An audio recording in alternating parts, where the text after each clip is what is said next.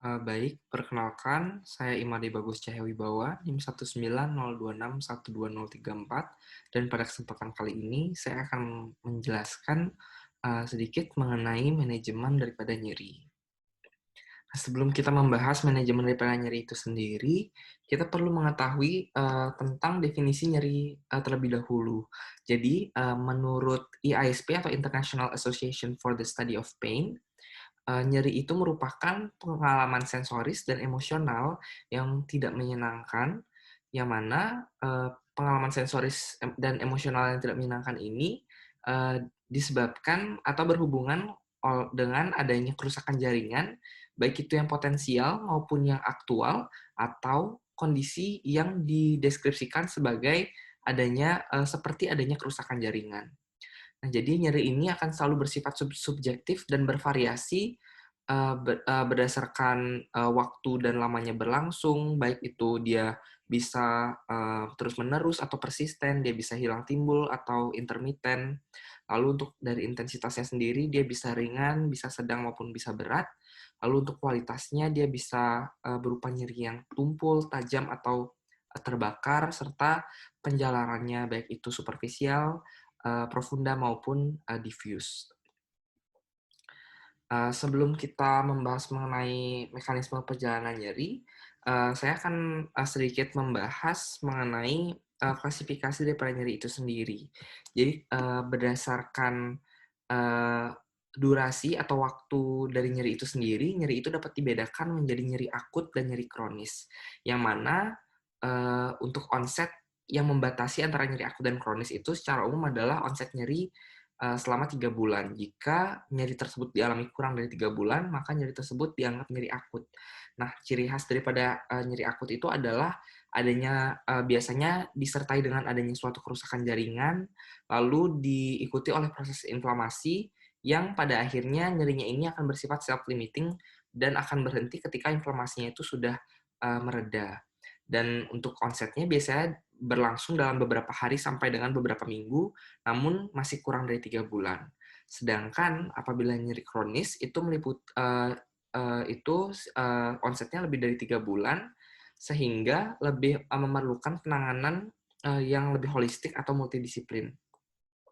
Dan kita juga harus memperhatikan aspek biopsikososialnya. Lalu selanjutnya, jika kita melihat dari proses neurobiologinya, nyeri itu bisa dibedakan menjadi nyeri yang sifatnya nosiseptif atau nyeri akut, di mana nyeri nosiseptif ini timbul akibat teraktivasinya nosiseptor oleh suatu rangsangan yang dapat mengancam jaringan tubuh. Seperti misalnya ketika kita terkena api, maka tubuh akan langsung mempersepsikan tersebut sebagai suatu nyeri sehingga kita dapat menghindar saat kita menyentuh api tersebut. Terdapat beberapa jenis daripada nyeri akut, yaitu nyeri akut somatik, nyeri akut visceral, dan revert pain atau nyeri alih. Untuk nyeri akut somatik itu, dia berasal dari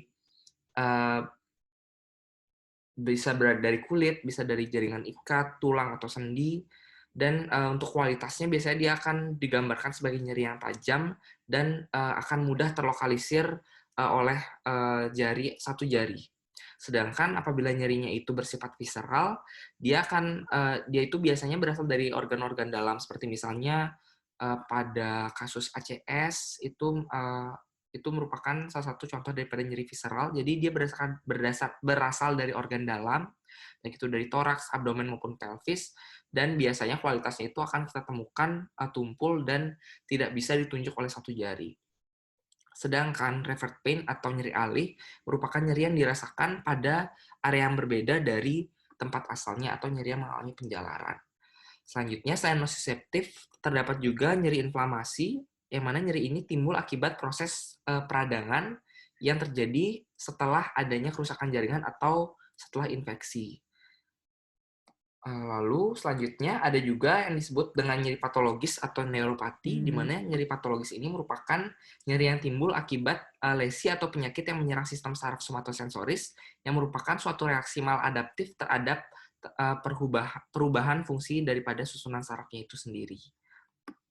Nah, berdasarkan lokasinya dapat kita bedakan nyeri neuropatik itu menjadi nyeri neuropatik sentral dan perifer.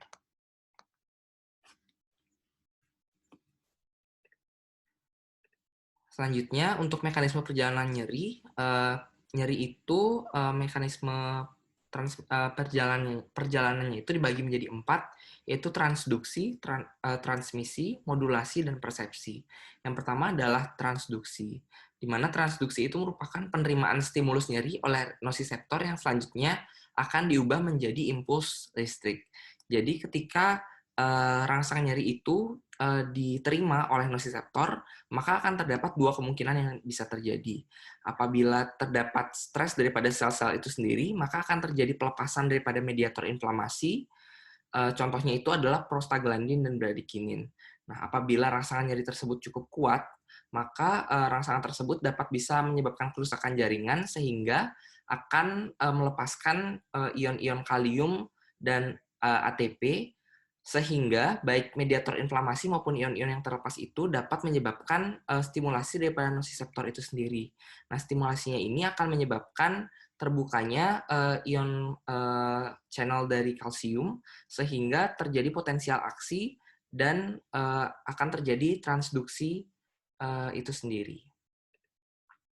Selanjutnya adalah transmisi, di mana transmisi merupakan pengantaran impuls listrik dari saraf perifer menuju ke cornudosalis di medula spinalis, lalu dia akan naik ke talamus sebagai relay station melalui tractus spinothalamicus yang selanjutnya akan direlay ke cortex cerebri. Jadi ketika impuls listrik ini sudah masuk ke cornu dorsalis, selanjutnya dia akan menuju ke tractus spinothalamicus, yang mana tractus spinothalamicus ini ada dibagi menjadi dua, yaitu tractus spinothalamicus lateral dan ada yang ventral. Selanjutnya itu adalah modulasi, yang mana modulasi itu merupakan proses perubahan daripada transmisi impuls nyeri, yang mana pada proses modulasi ini melibatkan descending modulatory pain pathway, sehingga nanti dapat menyebabkan peningkatan daripada impuls nyeri atau bisa juga terjadi penurunan daripada impuls nyeri. Pada proses modulasi ini akan dilepaskan neurotransmitter enkefalin yang bersifat opioid endogen, di mana pelepasan enkefalin ini akan menghambat eksitasi pada neuron posinaps, sehingga rangsangan nyeri yang dirasakan oleh tubuh itu diharapkan dapat berkurang atau tidak dirasakan sama sekali. Dan untuk proses yang terakhir, yaitu persepsi, di mana persepsi ini merupakan hasil akhir yang menimbulkan suatu perasaan subjektif yang kita kenal sebagai nyeri. Di mana pada proses persepsi ini, impuls nyeri akan diteruskan ke korteks somatosensoris, sehingga rangsangan ini akan dipersepsikan sebagai sebuah nyeri, baik itu sensasinya bagaimana, dan durasinya seberapa lama. Selanjutnya adalah penilaian nyeri. Jadi dalam menilai nyeri itu sendiri, kita perlu melihat beberapa parameter. Dalam bahasa Inggris itu dapat dibuat singkatan PQRST, di mana P yang pertama itu adalah position. Position berarti lokasi atau tempat di mana pasien merasakan nyeri. Jadi ketika kita menemukan pasien dengan keluhan nyeri, tentunya hal pertama yang perlu kita tanyakan adalah lokasi dari nyerinya itu di mana. Lalu yang kedua, Q, yaitu quality, di mana kita perlu menanyakan kualitasnya seperti apa. Apakah tajam, apakah tumpul, atau apakah seperti terbakar. Lalu yang ketiga adalah radiation, di mana radiation berarti penjalaran. Kita tanyakan apakah nyerinya mengalami penjalaran atau tidak. Lalu intensity atau severity, jadi kita tanyakan dari beberapa instrumen-instrumen penilaian nyeri, seberapa berat nyeri yang dialami oleh pasien. Lalu yang terakhir adalah temporal relationship, yaitu onset dan kronologinya. Kita bisa tanyakan sejak kapan pasien mengalami nyeri, lalu apakah nyerinya terjadi terus-menerus atau hilang timbul, dan kronologis daripada nyerinya seperti apa. Nah, untuk penilaian nyeri ini sebaiknya kita tanyakan atau kita nilai pada saat pasien beristirahat dan bergerak seperti apa, apakah sama atau berbeda. Nah, untuk instrumen penilaian nyeri ini dapat kita bedakan menjadi dua, yaitu instrumen penilaian yang unidimensional dan yang multidimensional. Untuk yang unidimensional itu dia sifatnya hanya dapat mengukur intensitas nyerinya saja. Nah, untuk unidimensional ini cocok kita gunakan pada kasus-kasus nyeri akut dan skala-skala yang digunakan pada instrumen unidimensional ini biasa digunakan untuk mengevaluasi pemberian analgetik. Sedangkan untuk contoh daripada instrumen unidimensional itu adalah visual analog scale, numerical pen rating scale, dan WBFS. Selanjutnya ada yang multidimensional, di mana yang multidimensional ini dia tidak hanya mengukur intensitas daripada nyeri, tapi mereka juga memperhatikan aspek afektif daripada nyerinya itu sendiri. Dan untuk yang multidimensional ini sangat cocok digunakan pada kasus-kasus nyeri kronis dan untuk digunakan untuk menilai klinis daripada pasien itu sendiri. Nah, untuk instrumen yang multidimensional contohnya adalah MPQ dan Pain Diary. Yang pertama adalah Visual Analog Scale, di mana Visual Analog Scale ini merupakan cara yang paling sering digunakan atau bisa dibilang paling banyak digunakan untuk menilai nyeri. Di mana pada Visual Analog Scale ini pasien diminta untuk menunjuk di antara garis sepanjang 100 mm.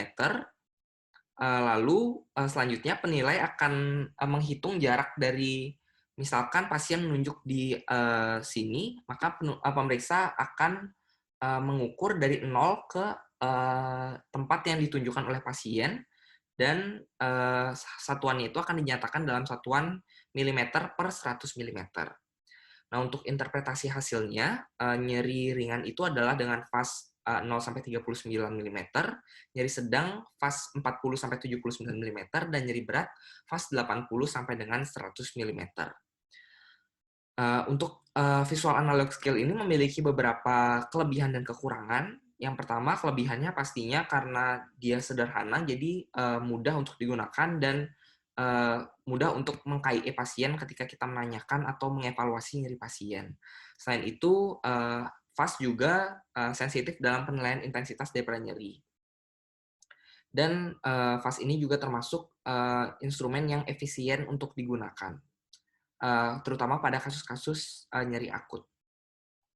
Untuk kerugiannya, yang pertama itu FAST ini karena dia bersifat unidimensional, jadi dia tidak dapat mengukur seluruh aspek nyeri. Lalu yang kedua, dia dapat menimbulkan kebingungan karena untuk menggambarkan nyeri dalam sebuah garis itu kadang-kadang beberapa pasien masih mengalami kebingungan, terutama pada anak kecil, jadi sedikit susah untuk kita tanyakan. Lalu kedua, untuk penilaian visual analog scale ini perlu ketelitian karena di sini satuannya itu dalam milimeter. Lalu dalam menanyakan faz ini kita harus memerlukan pasien yang sadar dan mampu secara visual maupun kognitif. Dan pada pasien dengan gangguan kognitif kita tidak dapat menggunakan visual analog scale ini. Selanjutnya adalah NRS atau Numerical Pain Rating Scale, di mana Numerical Pain Rating Scale ini kita minta pasien untuk mendeskripsikan rasa nyeri yang dialami dalam skala numerikal dari 0, yang mana 0 itu berarti tidak nyeri sama sekali, sampai dengan 10, yaitu nyeri yang sangat amat nyeri dan tidak dapat tertahankan. Nah, untuk penggolongan atau interpretasinya, skor 0-3 itu 0 itu kita nyatakan tidak nyeri, 1-3 kita nyatakan nyeri ringan, 4-7 kita nyatakan nyeri sedang, dan 8-10 kita nyatakan sebagai nyeri berat. Untuk kelebihan dan kekurangannya, kelebihannya pastinya sama seperti FAST, dia sederhana dan mudah dimengerti, baik untuk menilai nyeri akut dan sifatnya fleksibel karena kita bisa dengan mudah melakukan, bahkan lewat telepon pun kita masih bisa menanyakan kepada pasien dari skala 1-10 seberapa nyeri yang dialami oleh pasien. Dan untuk kerugiannya atau kekurangannya, NRS ini memiliki keterbatasan dalam pilihan skala untuk menggambarkan nyerinya sendiri. dan NRS ini tidak dapat membedakan tingkat nyeri dengan teliti. Selain itu, NRS ini juga kurang reliable pada beberapa jenis pasien, seperti misalnya pasien yang terlalu kecil, pasien yang terlalu tua, pasien dengan gangguan pendengaran, atau pasien dengan gangguan kognitif. Selanjutnya adalah WBFS atau Wong-Baker Faces Rating Scale, di mana pada Wong-Baker Faces Rating Scale ini kita tidak perlu menanyakan pada pasien, tapi di sini penilai memilih wajah yang paling menyerupai rasa nyeri yang dirasakan oleh pasien sesuai dengan ekspresi yang ditunjukkan oleh pasien. Yang mana WBFS ini kita gunakan pada pasien dewasa dan anak-anak lebih dari 3 tahun yang tidak dapat menggambarkan intensitas nyerinya.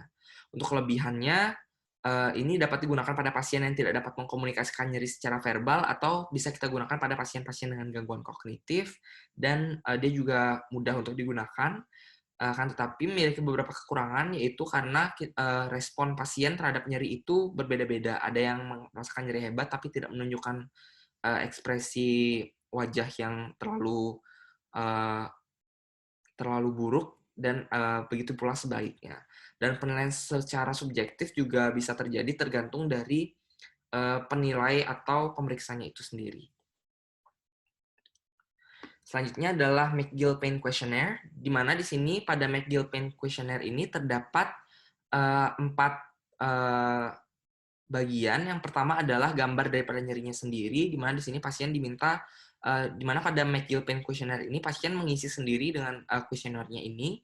Yang pertama adalah dari gambar nyerinya, pasien menunjukkan di mana lokasi nyerinya dan memberitahu apakah nyerinya berasal dari eksternal atau terasa seperti eksternal atau internal.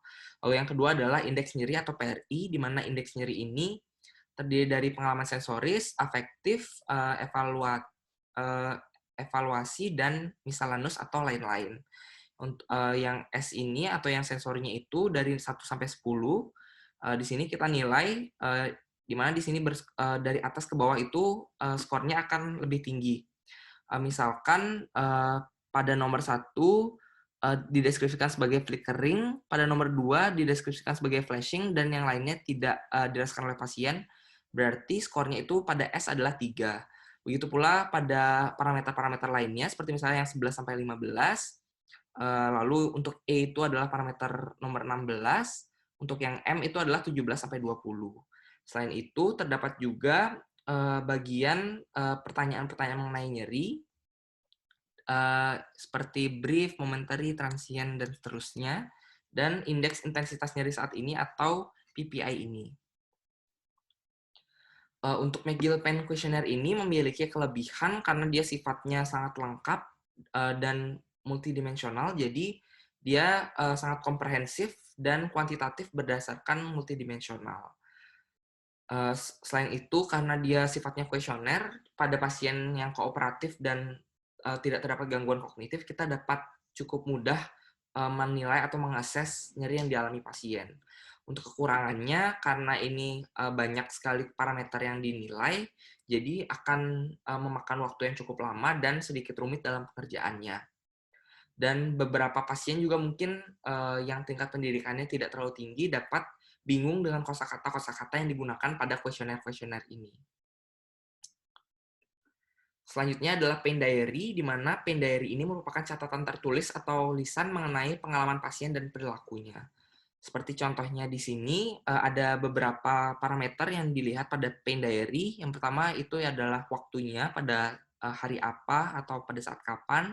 Lalu pasien seperti menulis diary, di sini pasien menyatakan saat itu pasien mengalami nyeri seberapa, lalu lokasinya seperti apa, perasaannya seperti apa, lalu apa yang dilakukan oleh pasien ketika merasakan nyeri tersebut, lalu nama obat yang diminum, waktunya kapan, lalu apakah ada pasien melakukan beberapa cara-cara selain pengobatan untuk mengurangi nyerinya, lalu apakah nyerinya itu bertahan berapa lama, lalu setelah 1 jam berapa skor nyerinya, dan lain-lain.